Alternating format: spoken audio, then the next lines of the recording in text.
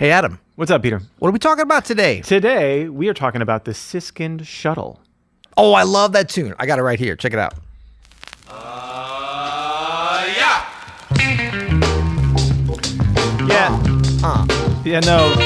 No, this isn't what we're talking about today. No? This is Sissy Strut by the Meters. Right. Oh, I thought that's what you said. Okay, Yeah, no, I got you. No, not what we're talking What's it about. called? The Siskind Shuttle. Oh, yeah, I got that too.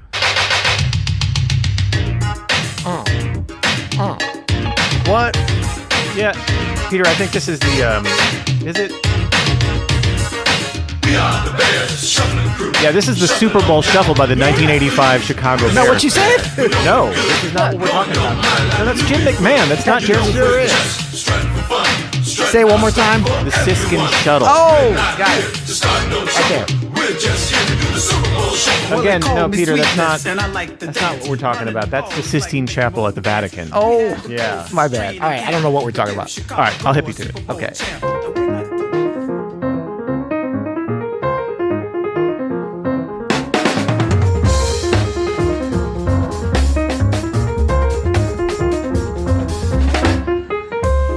I'm Adam Manis, And I'm Peter Martin. and you're listening to the You'll Hear It podcast. Music advice coming at you. Coming at you today, sponsored by Open Studio. Go to openstudiojazz.com for a deeper dive on everything we're talking about today. Literally everything we're talking about is in a new course by Jeremy Siskind. You're going to want to check that out as an Open Studio member. How'd you like that? That was a long road we had to go down to deliver that. It was quite a long walk to get to the intro. That was good, though. That was good. That was fun. Yeah. Line. No, that was good. I mean, normally, look, we're either all the way left or all the way right. We're either just like, hey, Adam, 95% of our intros are totally That's right. improvised. People think, oh, we don't plan any of that. Like contemporary American politics, we're either all the way on the right or all the way Exactly. on the Yeah, left. we are totally polarized, or we over prep, as that one That's was. right. No, It was I'm fun. excited about today's episode. We haven't done a good old-fashioned pedagogical nuts and bolts episode in a minute, man. The people have been asking for it. Yeah. And this one's going to be fun because, full disclosure, I don't really understand this. I mean, I understand the concept, I think, but I don't understand this way of explaining it. So I'm kind of interested in learning myself. Well, like many things that we teach around here at Open Studio, Peter, you do know this concept, you play this concept, and we've actually talked about it here on the podcast, but our brand new instructor here at Open Studio, Jeremy Siskind, Yes. extremely incredible jazz piano educator, has a new course with us, and he talks about this similar concept in a very interesting way. He calls it a shuttle. We've called it here before the 3 zones. Yep. I've heard you call it modified stride. Yep. But his take on it, like all the things that Jeremy does, is very thoughtful, very organized. And I thought we could just talk about this really cool like solo piano concept today. Let's do it. Maybe I'll do it over Have You Met Miss Jones? 1, 2, 3.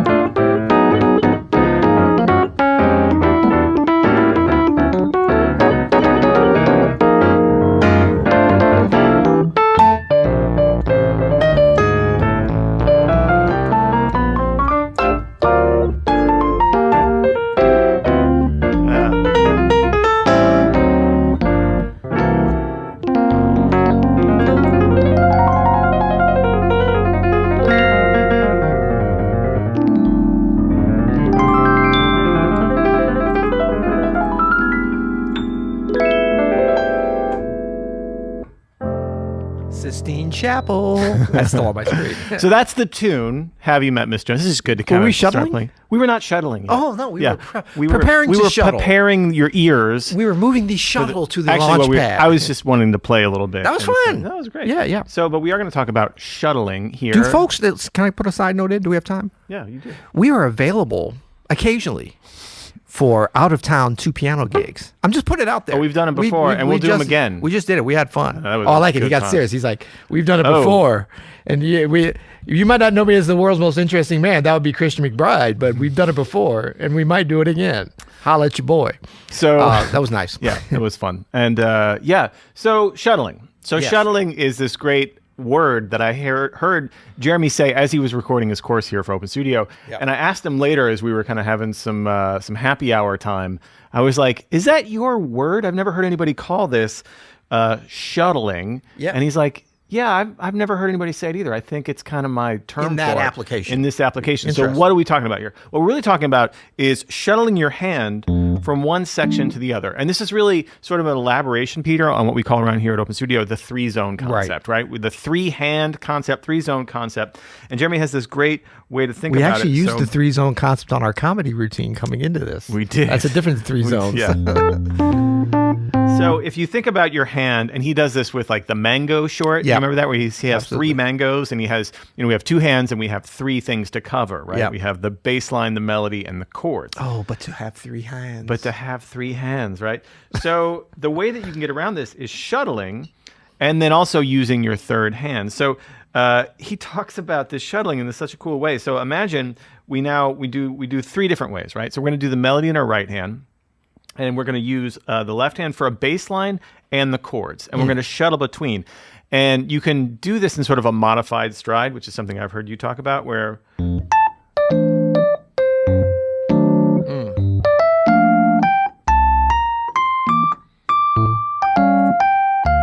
right, where you're just kind of simply taking it from a root note Yep. to a chord. And To this a is rootless. just straight up stride here if you do it in this sort of Right. like. And we're but going rootless and up in that tenor. rootless in the tenor range, and then range. you want to mix up the rhythm, right? So it's not sort of like traditional stride or whatever. You want Yeah. to mix it up so it's like.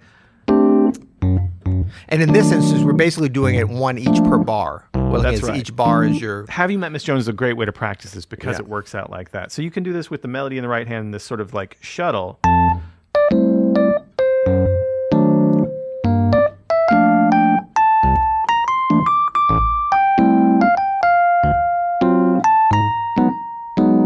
Right? Now that's going to get a little tiresome just going back and forth, right? Yep. And so Jeremy has this great way of talking about it where you might go root, chord, chord, root, root, chord, chord. This is like a great way to add a little rhythmic diversity.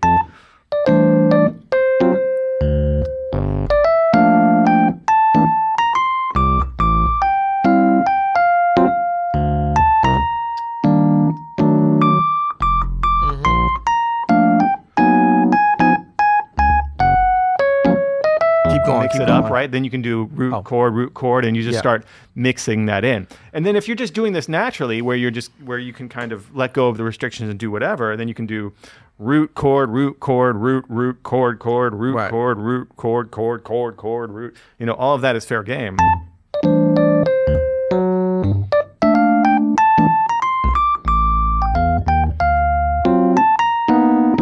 And y'all notice even when it gets to where the chords are moving quicker, like when it's pretty simple to kind of conceptualize this when there's 1 chord per bar, like this starts out. But when you get to those last 2 bars before it goes back to the second A and the chords are moving every 2 beats, don't be afraid to resolve or to move that chord. You don't have to go back and hit every single root. I think No. that's where a lot of people get tripped up. That's right. You can just actually start with just the rootless chords.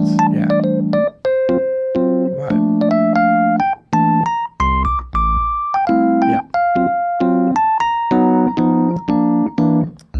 Like our Yeah. ears are attuned to hear that root for us. And I think an important thing about this, I'm just thinking in terms of practicing this, and I always wish that I'd understood some of this stuff better when I was trying to figure this out, because I was like so much doing it like by instinct or stuff that I thought I would hear on records. It's like your ears are never as good going into like a listening experience of trying to transcribe something as they are coming out. So the concepts of it, it's like afterwards, and you have some time, you can be like, oh, that's what Oscar Peterson did on this, or whatever. Totally. But it's like, you can practice these things in a pretty, simplify and isolate type of way, like we like to say here. Yeah. But like the end result is very much based around like what you just did when you were like Right. making that decision of like, when does your ear want to hear that root? When does it need to be? It's not that you're trying to avoid it. It's that we don't have to be cookie cutter with it. Yeah. But we might be cookie cutter when we practice it so that you can start to shuttle around. Dude, even just this restrictive practice with just the left hand shuttle technique where you're shuttling between the root. Yeah. And by the way, you can add like notes to the root too. You can do fifths, Yeah. tenths, Sevenths, you can do sixths. thirds if you want. Yeah. And they can be rather high. Sevenths. Sevenths are great.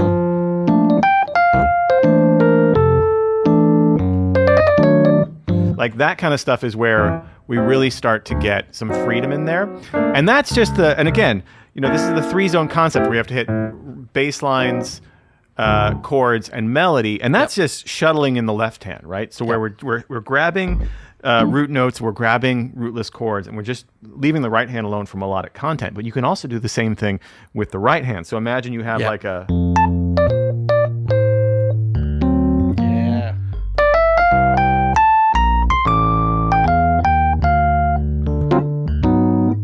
like shuttling down from the melody down to grab chords down below, or you can even do that at the at the bottom of your right hand. Yep. Like grabbing some of the notes, like again, like blending those zones together by using that bottom part of your right hand. Yeah. And this is especially effective when you're soloing. You can keep a consistent bass line going. Yep. Yeah. And also give yourself some space, right? Yeah, it's a great kind of way to force yourself into really articulating your solo lines and breathing. Yeah.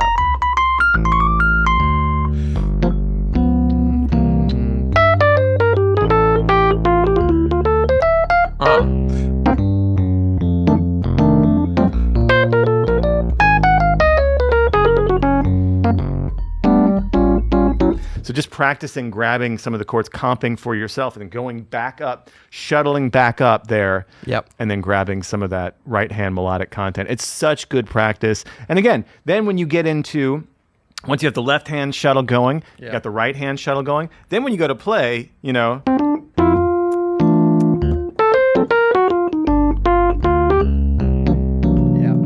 starting to blend all of it.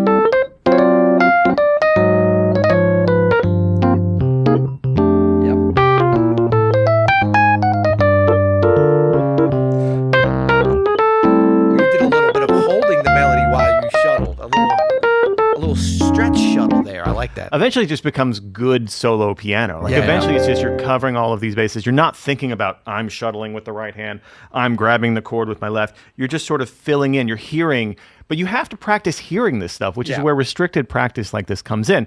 And then the third way is, of course, grabbing. I just throw in one thing for folks because they might be interested in what you were doing there with when you were doing the kind of two feel with the left hand, soloing with your right hand, and then jumping down to the middle zone with your right hand. That's going to be hard for some folks. So like one way to, so instead of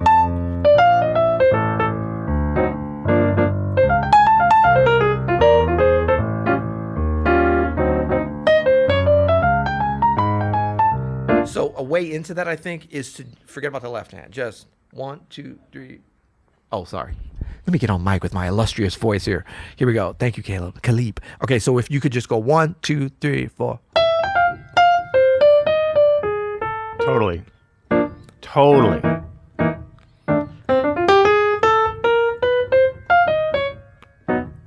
Absolutely. So that's even like a further simplification. And what's great about that is you're kind of forced to kind of hear that. You know what I mean? You could actually do this with because either. You hear it before you see it. You could do this with either of the left hand or right hand shuttling. You could do this with the bass line too. You know? Yeah. Yeah.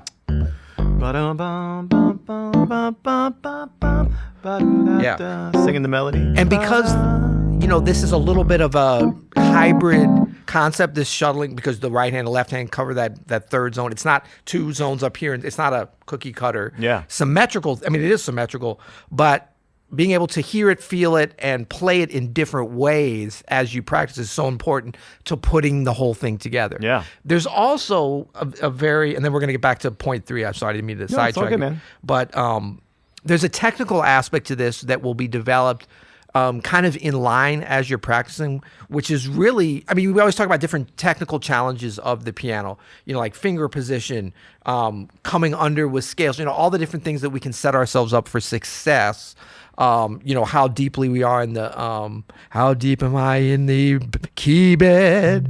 How we do not know. Yeah. But this one is really about distance. So like if I'm going, and we talked about this before, but if I close my eyes, oh, that was horrible. Let's see. Okay. Getting that spatial awareness. Yeah. Aaron Parks talked about this when he recorded his course here, playing blindfolded, actually, so that you have to feel. And one technical thing... Yeah, because just like, I mean, of course it's going to be easier. You're going to be able to see, but sometimes you're doing whatever you want to speed it up. You want to have that awareness. And at this tempo, this sort of medium tempo or slower tempo, what Jeremy made a great point about this. What you don't want is this. You don't want to be trying to hit these things as you're moving. Yeah. So look at what you did even when you had your eyes closed. You moved your hand in front of that, right? Before, like your fingers are on the chord. Right, you're going by feel. You're really going by feel. You're not just like making a big arch and then doing that. It's not like cartoon stride piano, super fast tempos where that happens. But if you're going, especially at first, if you're just new to this, like whenever you go to this bass line, exactly, like get there first, get to your note first, move your hand in position, and then strike the note. Even when you're going down. Even when you're going, like when you're hitting the bass line, right? Like my hand is on these keys before I hit them. It's not like I'm just doing this. Because it's really two technical sensations that we're working on and that we're also going to use for success for either hand going down. There's the feel, like what does it feel like? So like the more you can kind of stay in there. And if anything, if you do have to lift up to go quick, you're still feeling once you get there, right? You're feeling that. But then there's also just, the memorization on a very intuitive level of the distance that you're going. Right, so those two elements go together. So in other words, if I go from here, but you have to experience that. You can't just exactly. contemplate that's that. That's just repetition. That. Yeah. But I mean, it's just like if you're in the gym and you're like, okay, I'm going to do 50 pounds. Like you already, if you've done it enough, you're picking that up. You know what it feels like. So if it's a day when you're like, wow, that feels slightly heavier than normal, like that's from experience. That's from like handling it. Oh, let me move my hands out just a little bit. Yeah, I'm getting into bodybuilding. No, it's all good. It hasn't manifested itself yet, but it's coming. It's coming. I'm in the conceptualization phase. The third way, and this isn't really the shuttle way, but this is like the third hand way, is to, we have the 3 zones, right? The root, the melody, or melodic content. Could be improvisation too, melodically. And then you have the chords, and then you can use split the hands. Mom, I split the hands. I smoked the TV.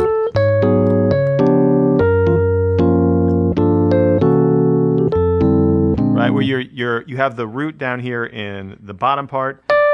And if you see here, I have the chord split between the left and the right hand. The melody's being played with the top 3 fingers. Yep. And I'm even I'm kind of avoiding, you don't have to hit every 2 or every 5, right? Right. 5 suck. 5 kind of sucks.